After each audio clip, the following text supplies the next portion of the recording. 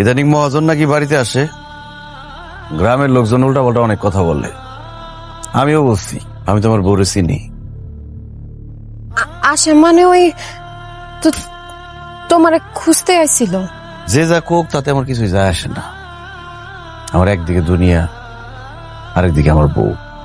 গ্রামের মানুষের তো কোনো কাম কাজ নাই, হেরা তোমার কান বাড়ি করার জন্য অনেক অনেক কথাই কইব। কিন্তু জানি আমার বউ এমন কিছু করবো না যাতে আমি কষ্ট পাই, যাতে আমার মেয়েটা মা ছাড়া হয়ে যাক, তাই না?